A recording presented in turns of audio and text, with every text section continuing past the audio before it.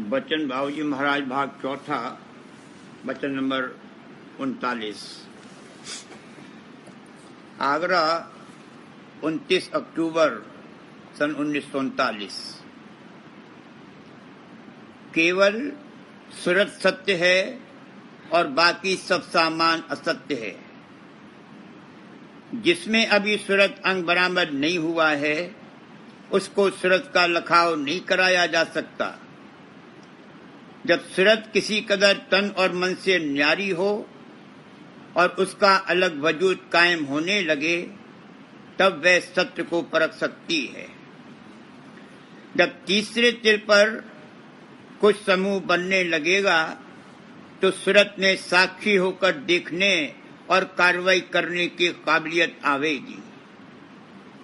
जब साक्षी होकर देखेगी तो जो कार्रवाई मन करा रहा है उसको विकार रूप पाकर छोड़ने का जतन जीव करेगा। तभी उसको मौज की परख होगी और मालिक की समर्थता पर विश्वास होगा। जीव में केवल सूरत है जो कि सत्य है और बाकी जितने साधन हेतु और सामान हैं जो कि यहाँ कार्रवाई करने में मददगार होते हैं सब असत्य हैं। जब तक सूरत अंग न जागे यानी जब तक सत्य उदय न हो सत्य की परख और पहचान नहीं हो सकती। सत्य ही सत्य की परख और पहचान कर सकता है। असत्य से सत्य की परख और पहचान नहीं हो सकती। जब कुछ सूरत जागी या उसके जागने का वक्त आया तब यहाँ संत पधारे और सूरत का भेदवा पता दिया और उसका लखाव कराया। जिसमें अभी सूरत अंग नहीं बरामद हुआ है उसको सूरत का लखाव नहीं कराया जा सकता और न सूरत का भेद अगर उसको दिया जाए तो वह मान सकता है। संत मत के अलावा जितने मत आज तक जारी हुए उनके आचार्यों ने जिसको रूह और जान और ब्रह्म व खुदा जो कि दुनियादारों का खुदा कहलाता है कहा वे सब असत्य हैं। संतों ने बताया कि वो असली रूह और जान और सच्चा खुदा नहीं है। उन सबके अलावा कोई जौहर है जिसको सुध कहते हैं। वो असली जान और जौहर है। वो सच्चे और कुल मालिक की अंश है। वो मालिक की हमजात और हम जौहर है। वो स्वयं है। ज्ञान और आनंद प्राप्त करने के वास्ते उसको किसी की मोहताजी नहीं है। उसका देश और धाम निर्मल चैतन्य देश और सत्य देश है जहाँ की काल और माया का नाम व निशान भी नहीं है। पिंड और ब्रह्मांड देश काल यानी ब्रह्म और माया रचित हैं। इनमें मन और माया प्रधान है। मन ब्रह्म और काल की अंश है और देह माया रचित है। मन ही के किसी न किसी रूप को चाहे वो नीचे घाट का हो और चाहे वह ऊंचे घाट का शुद्ध मन हो सबने रूह और जान करके कहा है। और जिस घाट के रूप को उन्होंने रूह और जान बतलाया उसके ऊपर के घाट को खुदा और परमात्मा माना। जैसे देह जड़ और नाशवान है वैसे ही मन भी जड़ और नाशवान है और इनके देश और भंडार यानी पिंड ब्रह्मांड और ब्रह्म सब नाशवान असत्य और अनित्य हैं। शुद्ध चैतन्य की शक्ति से मन तन के द्वारा कार्रवाई करता है वरना वह खुद जड़ है। अगर शुद्ध की ताकत न मिले तो मन कुछ नहीं कर सकता। जब शुद्ध किसी कदर तन और मन से न्यारी हो और उसका अलग वजूद कायम हो या होने लगे तब वो सत्य को परख सकती है और असत्य को निरख सकती है और तभी संतों के संदेश को हित और चित्त से सुनेगी और मानेगी। उससे पेशतर संतों के संदेश को न कोई सुनेगा और न मानेगा। जिसमें शुद्ध अंग जागा होगा उसी को उस पर विश्वास एतबार और यकीन आवेगा। संतों का संदेश ये है कि जिसको आज तक रूह और जान और खुदा कहते आए हैं, वह मन का ही कोई ना कोई रूप है। जो असली रूप और जान है वह कोई और जौहर है। अब इसी से ये नतीजा निकलता है कि जब केवल सूरत ही सत्य है और बाकी सब असत्य हैं, तो सूरत को उसके धाम निर्मल चैतन्य देश में पहुंचाना चाहिए और मन और माया के देश पिंड और ब्रह्मांड को और उसके सब पसारे को छोड़ना चाहिए, क्योंकि वह असत्य और अनित्य है। यह देश सूरत के रहने के काबिल नहीं है और न किसी विधि बन सकता है। इसको तो छोड़ना ही होगा। इस बात को अच्छी तरह समझ लेना चाहिए। वही कार्रवाई परमार्थ में दाखिल है जिससे इस देश को छोड़कर निर्मल चैतन्य देश में जाना हो। इसके अलावा जितनी कार्रवाइयां हैं वो परमार्थ से खारिज हैं।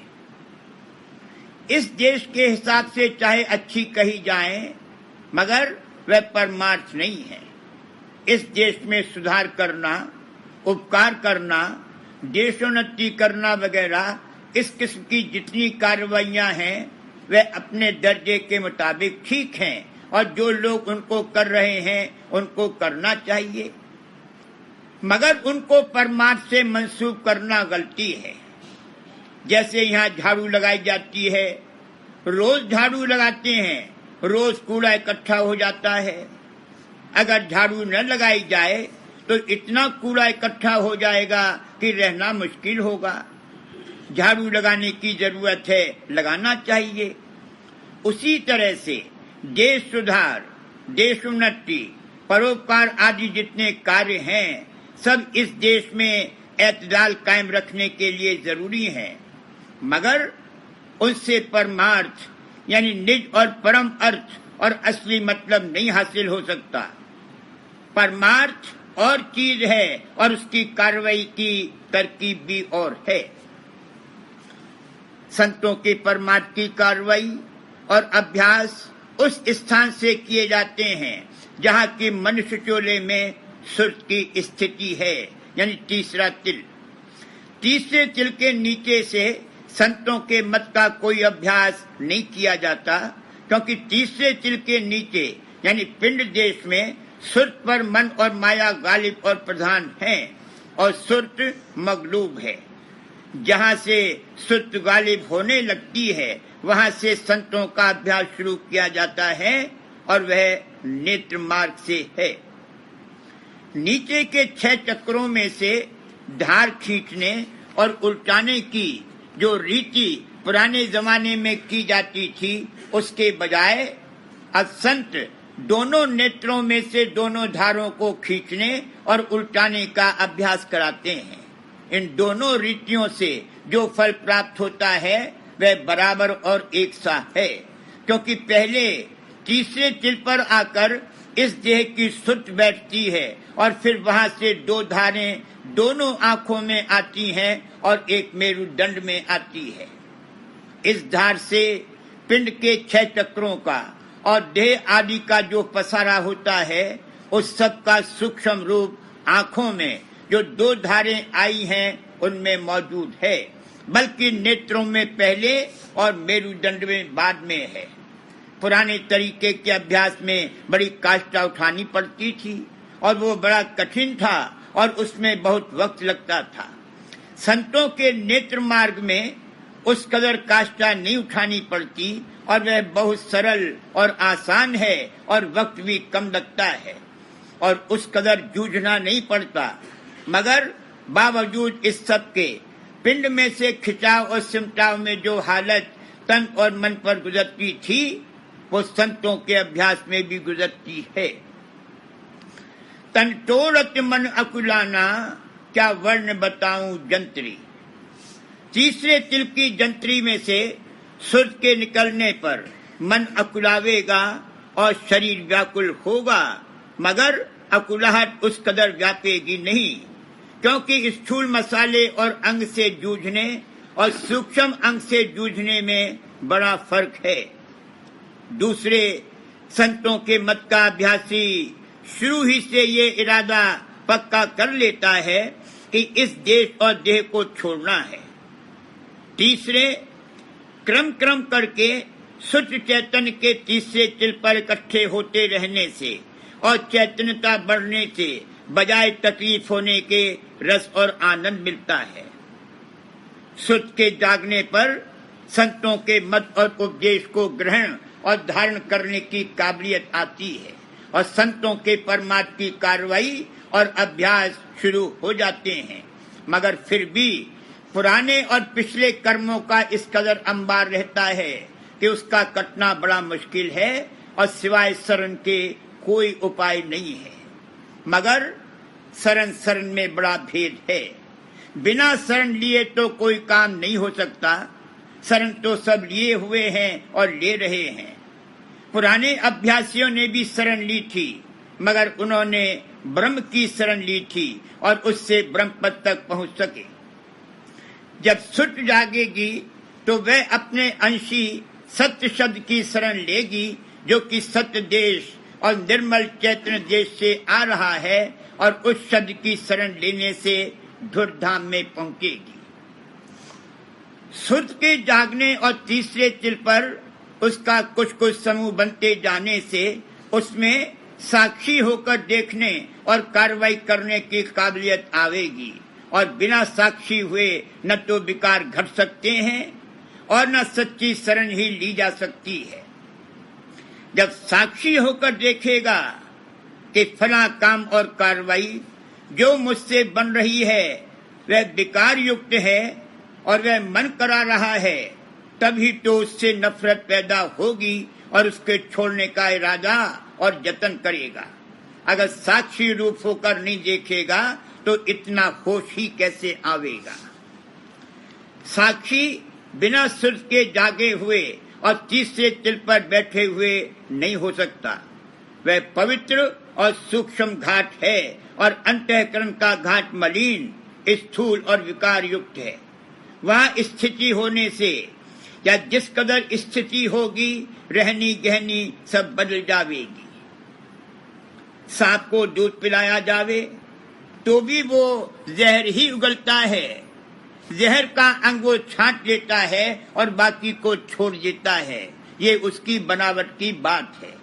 उसी तरह से जिसमें जिस कदर शुद्ध जागी होगी, उसी कदर उसमें सूक्ष्म आहार छांटने की और बाकी को छोड़ देने की काबिलियत होगी। मामूली तौर पर हर एक इंसान को बहुत सा खाना खाना पड़ता है और उसमें से बहुत ही कम हिस्सा छांट सकता है जो जिस्म को कायम रखने और उसके सब काम चलने के लिए जरूरी होता है। बाकी सब फुजरा बनकर निकल जाता है। बरक्स इसके संत साध महात्मा थोड़ा सा खाना खाते हैं और जिस कदर उसमें सूक्ष्म आहार का हिस्सा होता है सब छांट लेते हैं। और वजूहात में एक ये भी वजह है कि वे बहुत कम खाते हैं और उतने ही से उनका काम चल जाता है।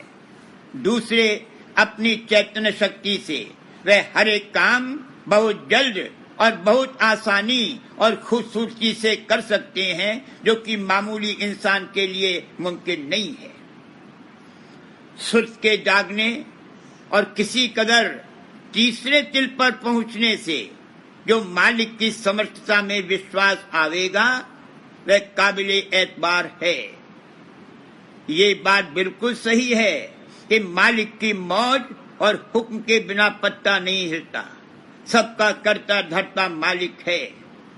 पत्ता न हिलने का ये मतलब नहीं है कि मालिक यहाँ आकर पत्ता हिलाता है, बल्कि उससे मुराद ये है कि उसकी कुदरत और मौज से यहाँ वो शक्ति की धार आती है जो कि पत्ते को हिलाती है। जब शुद्ध तन और मन से न्यारी होगी तब मालिक की मौज प्रत्यक्ष दिखाई देगी, मगर वह तो बहुत दूर है। तीसरे तिल पर आकर सूरत तन और मन पर गालिब होने लगती है, इसलिए वहां से कुछ खबर मौज की पड़ने लगती है।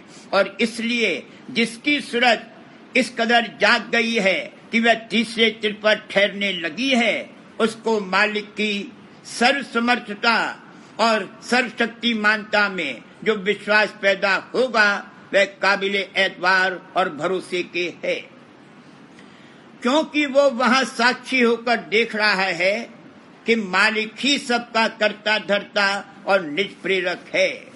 उस विश्वास से जो ये मालिक की शरण लेगा उसकी कीमत और कदर है। वैसे तो जब कोई काम नहीं बनता या उसमें नाकामयाबी होती है तो हर कोई कहने लगता है कि हमसे तो कुछ नहीं होता, मालिक ही करे और सुधारे। मगर जब कोई काम बन जाता है और उसमें कामयाबी होती है तो कहते हैं कि ये तो हमने किया, हमारी मेहनत और कोशिश से हुआ। ये भी सब लोग कहते हैं कि हाँ भाई, मालिक सर्वसमर्थ और सर्वशक्तिमान है और वही सबका प्रेरक है। मगर ये कहते जाते हैं और अपने आपे और अहंकार से जतन करते जाते हैं। ये सिर्फ मुंह का कहना और अंतःकरण के घाट का है। उनको विश्वास नहीं है, इस कहने की कोई कीमत और कदर नहीं है।